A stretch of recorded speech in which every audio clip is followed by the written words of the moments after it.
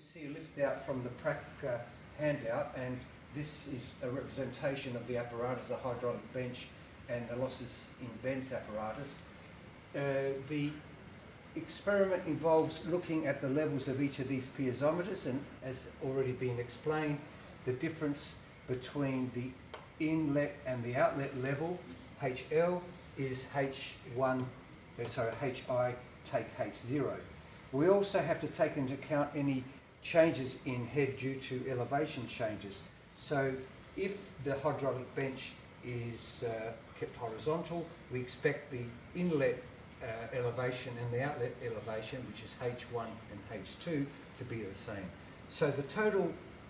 changes that happen across the system are due to any changes in elevation, any changes in losses due to the fittings and the length of pipe, any changes in pressure, and any changes in velocity. Now, if the pipe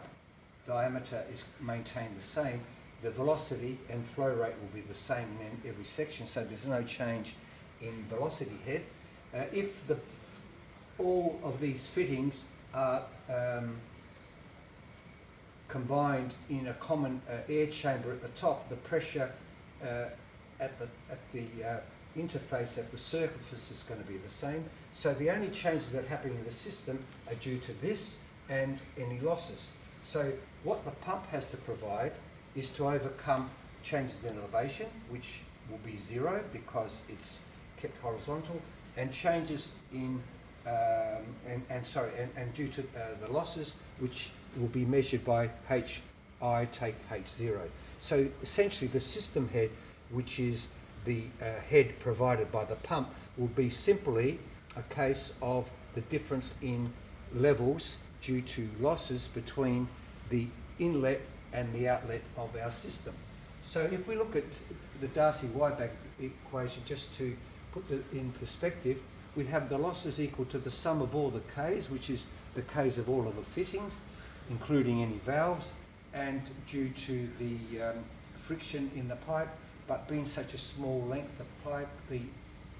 friction losses will be insignificant. So therefore, we can ignore that, and therefore the head losses are simply going to be the sum of K,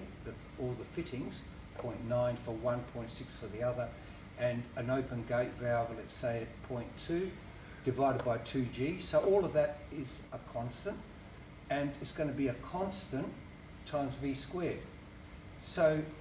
we have really the form of an equation that's very similar to y equals some constant times x squared, where that's your y value, which you would be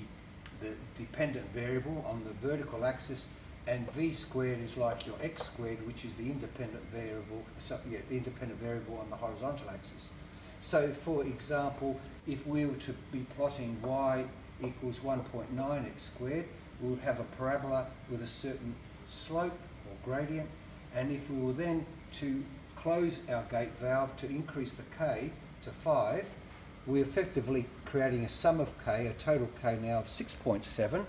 bigger than 1.9, and now if we were to be graphing the second situation or the second test, it's a similar or equivalent to y is equal to 6.7 x squared, which would be a parabola with a steeper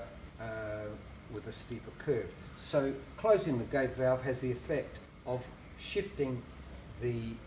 parabola or the system curve to the left or increasing the slope, and this is what you're expecting to get when you do the practical. Mind you, this is the theoretical situation, so when you're doing the measurements, you're going to get a variety of data points, and you're going to have to draw a line of best fit, and if it appears to be parabolic, then your line of best fit will be a parabola, and that will verify Darcy. If your data points happen to follow a linear pattern, then you have to draw a linear pattern and conclude that Darcy was telling us a whole lot of hogwash and the theory is all wrong. But hopefully your results will tend to follow a parabolic profile.